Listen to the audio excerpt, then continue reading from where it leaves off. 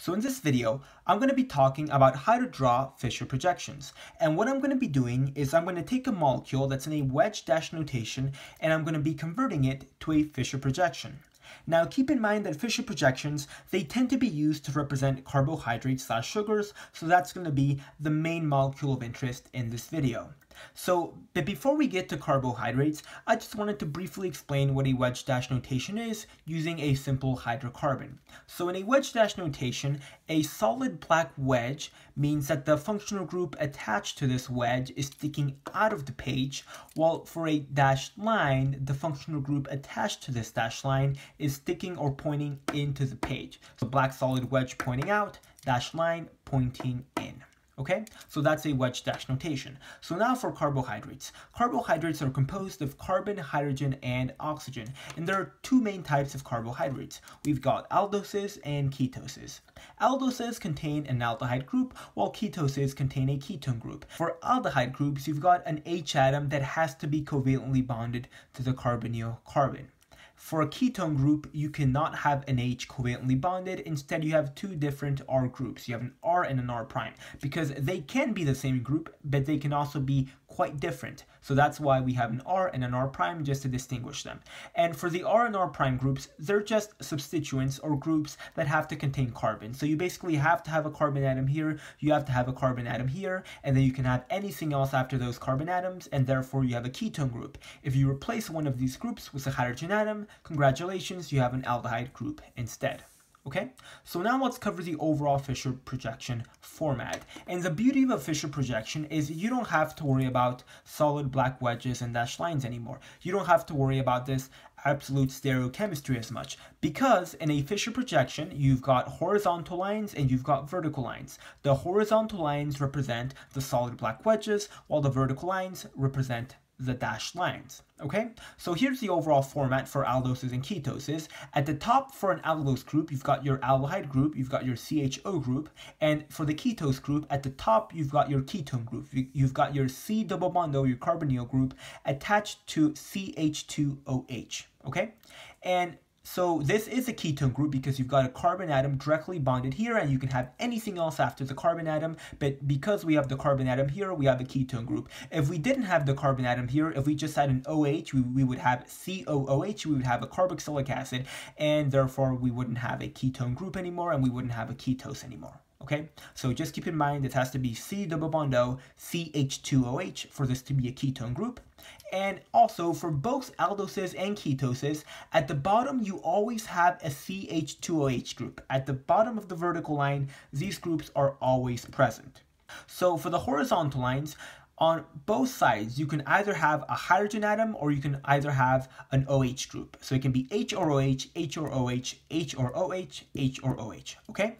However, there are some rules we have to keep in mind in terms of pairing H and OH, which we'll get to in just a little bit. But before we get to that, keep in mind that the intersection between a horizontal line and a vertical line is a chiral center. It's a center that's chiral. A center that's chiral can be represented like this. You've got your stars over here.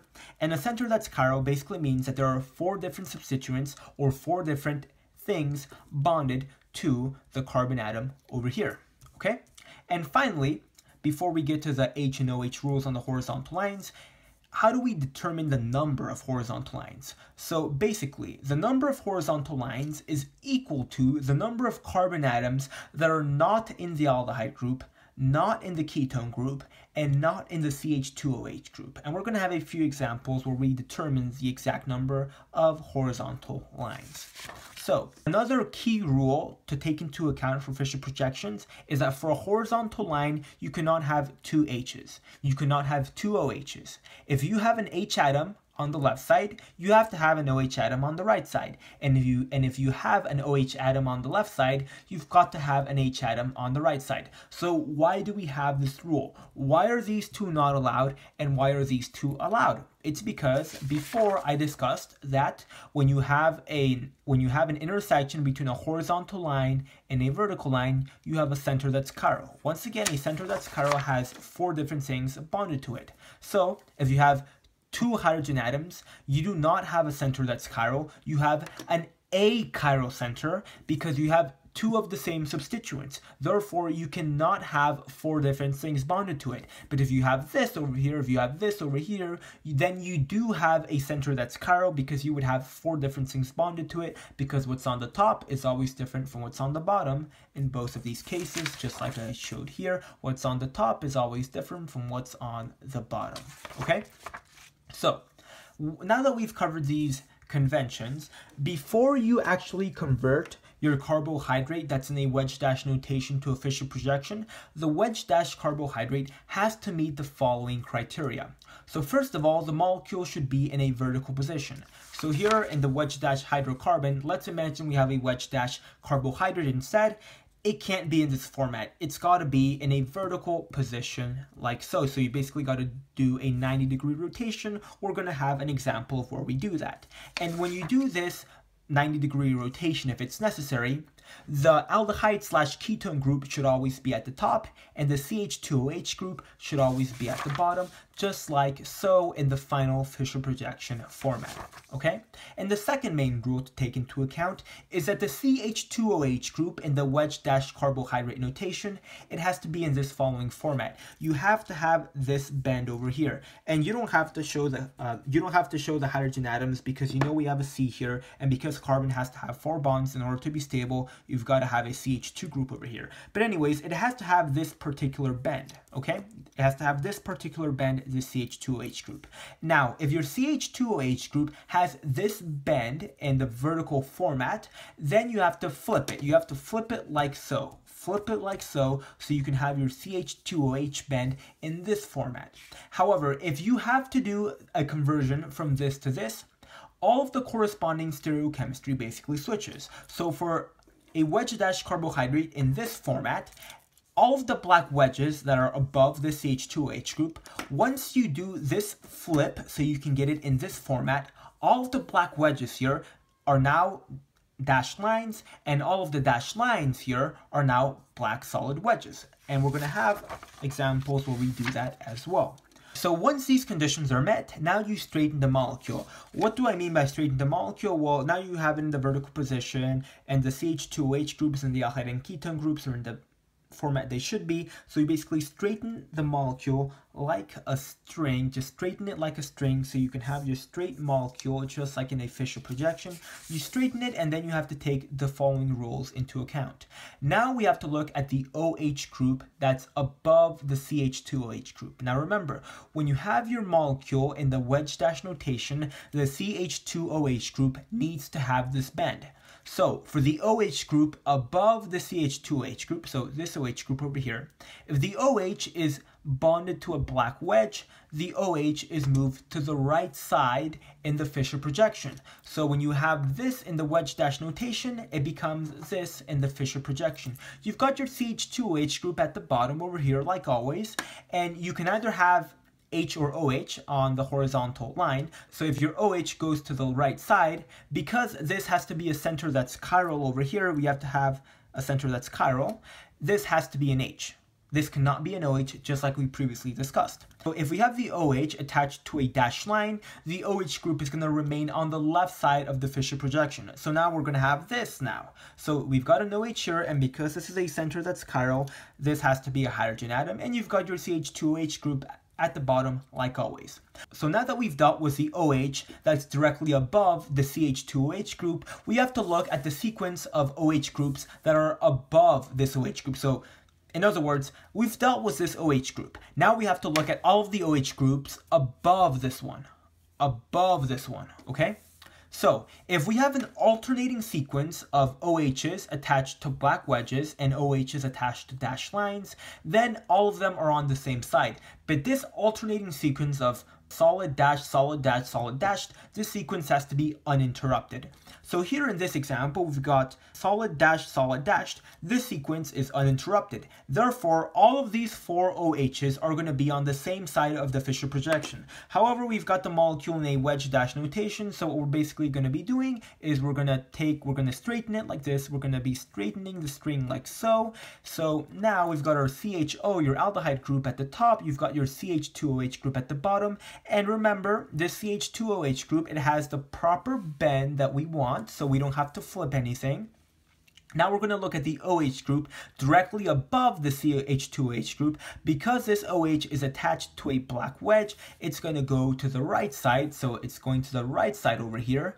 However, after this OH group, we've got an alternating sequence of black wedge, dash line, black wedge, dash line, and it's uninterrupted. So therefore, all of the OH groups above this one, they're all on the same side as this initial OH. So they're all going to be on the right side. So that's what you basically do in that case. However, if there are 2 or more black wedges, or if there are 2 or more dash lines in a row, each of them is on the opposite side compared to the other one. So for this case over here, we've got a carbohydrate, once again in a wedge-dash notation. What we do is we've got to straighten the molecule, so the string is not straight. We straighten the molecule like so we can have a good Fischer projection. And this OH group, this CH2OH group, it's in the proper orientation. It's got the proper bend, so we don't need to do any flipping, okay? So let's look at the OH group above the CH2OH group. It's attached to a black wedge, so it's going to be on the right side. Let's look at the next one. So we've got black wedge, black wedge. This is 2 black wedges in a row. So that means that this OH group is going to be on a different side as this OH group. Because this OH group was on the right, this OH group is going to be on the left. Let's compare these now. This, and this. This is actually an alternating sequence. We've got solid, dashed, solid. Because we have an uninterrupted alternating sequence of black solid wedge and dash line, black solid wedge, dash line, for these 3, all of these 3 are going to be on the same side. So this was on the left side, that means this is on the left side, and this is also on the left side. So we've got this Fischer projection. Okay, so now let's go to our first main example. So we've got our carbohydrate in the wedge-dash notation, so let's make sure it meets the initial rules and conditions. So first of all, the molecule is in a vertical position.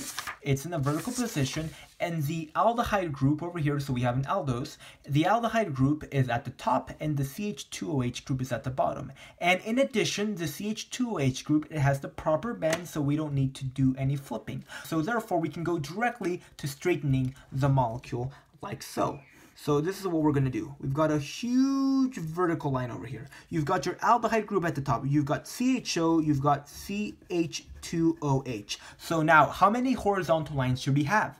The number of horizontal lines, once again, is equal to the number of carbon atoms that are not part of the aldehyde group, the ketone group, and the CH2OH group. So how many carbons is that? Well, it's 1, 2, 3, 4, 5, 6, 7, 8.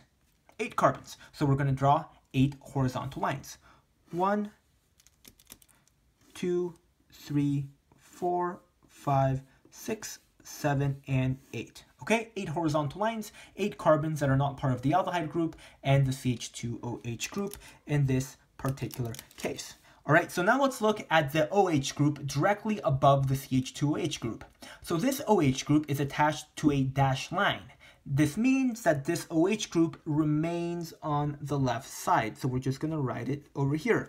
And if you have an OH group on this side, you have got to have an H group on the other side because we want to have a center that's chiral. We want to have 4 different substituents. Okay, so now let's look at the remaining OH groups. So here, after this OH group, well, we've got 3 OH groups in a row. That means that this OH is going to be on the opposite side as this OH, and this OH is going to be on the opposite side as this OH over here. So this OH is on the left side. That means this OH is on the right side over here. And since this is also a dashed line, that means that this OH is going to be on the opposite side as this one. So we're going to have this OH on the left side, okay? Just like that. Now let's look at these 2 OHs. So this is a dashed line. This is a solid black wedge. So it's an alternating sequence. That means that both of these are on the same side. So on the same left side. Now let's look at these 2. So these 2 are black wedges. We've got 2 black wedges in a row. So these 2 are on opposite sides. Now let's look at these 2. This is an alternating sequence of black wedges and dashed lines. So that means that these 2 are on the same side. Okay. Now let's look at these 2. These 2 are dashed lines. So these 2, we've got 2 dashed lines in a row. So these 2 are on opposite sides like so. And now let's look at these 2. For these 2, we've got dashed line, black wedge. Okay, we've got an alternating sequence, so these two are going to be on the same side like so. Okay, so that's our Fischer projection for this example. Let's move on to the next example. We've got a ketose group in this case. Now, let's see if our conditions are met. Well, we've got the molecule, the wedge-dash notation molecule, in a vertical position. You've got your ketone group at the top and your CH2OH group at the bottom. However, the CH2OH group does not have the proper bend. It has to have this type of bend. So what do we have to do? We have to flip it. Flip it, flip it, flip it. So that's what we're going to do. And when you flip it, all of the black wedges are now dashed lines, and all of the dashed lines are now black wedges. So I'm going to try my best to draw this as we should. So now we've got our CH2OH group in the proper bend. So now this group goes to the other side and it becomes a dashed line. So we've got H over here. We've got a solid wedge over here, another solid wedge over here, HO. We've got OH. We've got another dashed line, OH. And we've got another dashed line, OH. We've got your carbonyl C double bond O group, and you've got your CH2OH. So just like that. And now our molecule is still vertical. You've got your ketone group at the top, you've got your CH2OH group at the bottom, and now you have the proper bend, okay? So now that we have the proper bend, now we straighten the molecule just like you straighten the string, okay? And therefore you can have your Fischer projection successfully. So we're going to draw a huge vertical line, and now you've got your C double bond O and your CH2OH group here. You've got your other CH2OH group here at the bottom like always. Now, the number of horizontal lines once again is equal to the number of carbon atoms that are not part of the aldehyde group, ketone group, and the CH2OH group. So we're looking at our ketose in this case. So we don't have an aldehyde group, we only have a ketone and a CH2OH group. So how many of those carbon atoms are not in those two groups? Well, we've got 1, 2, 3, 4, 5, 6. So 6 carbon atoms, therefore we've got 6 horizontal lines. So 1, 2, 3, 4, 5, 6. Okay, that's what we've got. So now let's look at this OH group over here. So this OH group, it's attached to a dashed line. Therefore, it remains on the left side. Let's look at this OH group. This OH group is attached to a black solid wedge. We've got an alternating sequence of dashed solid. Therefore, both of these OH groups are going to remain on the same side, like so. Now let's look at these two. We've got 2 black wedges in a row. Therefore, they're going to be on different sides. So this OH group is going to be on the right side. Let's look at these two. We've got an alternating sequence of black solid and a dashed line. So since we have an alternating sequence, both of these OH groups are going to be on the same side.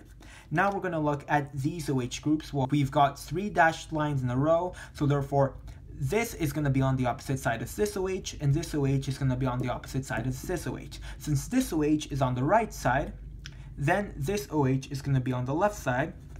And since this OH is on the left side, this OH has got to be on the right side. So you've got a Fischer projection pretty much in this format, okay?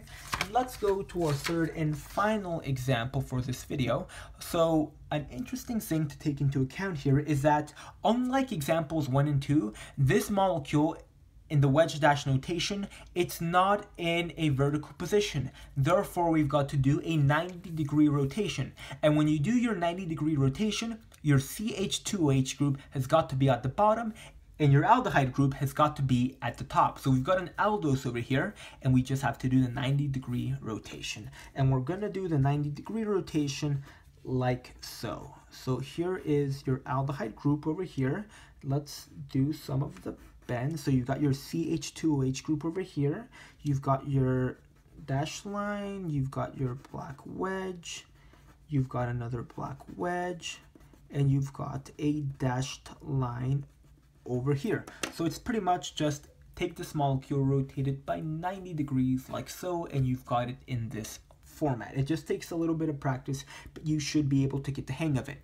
However, we're not finished yet. We have to flip this vertical molecule like so because the CH2OH does not have the proper bend. So we've got to do the flip, and once we do the flip, we have the following. So we've got to do the flip like so. Okay, now your CH2OH group has the proper bend. You've got your carbonyl group over here. You've got your H atom in your aldehyde group over here. So when you do the flip, once again, your stereochemistry changes. Your dashed lines become solid black wedges, and your solid black wedges become dashed lines. So now we've got a black wedge over here. We've got a dashed line over here. We've got another dashed line over here, and we've got a black wedge over here. Okay, so that's what we've got, and now we're gonna straighten our molecule, straighten it up like a string. Huge vertical line over here. We've got your aldehyde group over here. At the top, you've got your CH2OH group at the bottom. Now, you can draw your aldehyde group like this. It doesn't matter really which way you bend it. But because we straightened the molecule, when I first learned how to draw Fischer projections, the professor was fine with drawing it as a CHO group. So either way, CHO group like this, either way is fine. But because you're straightening the molecule, I like to use just a more simplistic convention of just CHO, CH2OH. So now, we've got an aldose over here. How many carbon atoms are not part of the aldehyde group and the CH2OH group? Well, let's see. We've got 1, 2, 3, 4. 4 carbons, therefore, we've got 4 horizontal lines. So 1, 2, 3, 4. So now let's look at the OH group directly above the CH2OH group. So this OH group, it's part of a solid black line. It's a solid black wedge. So now this OH group, it's attached to a solid black wedge. That means that this OH group is going to go to the right side of this horizontal line. Because we've got an OH, this has got to be an H, because we have to have a center that's chiral. 4 different substituents, 4 different things bonded to this carbon atom over here. So now we've got an alternating sequence of black, wedge, and dashed line. Therefore, since we have an alternating sequence, both of these OH groups are going to be on the same side like so. Now let's compare these two OH groups. We've got 2 dashed lines in a row. Since we have 2 dashed lines in a row, this OH is going to be on the opposite side as this OH, so we're going to have the OH on the left. So we're going to have this OH on the left side like so. And finally, let's compare these two OH groups. Now here we've got an alternating sequence of dashed line and solid black wedge. Since we have an alternating sequence, therefore, this OH and this OH, they're both on the same side.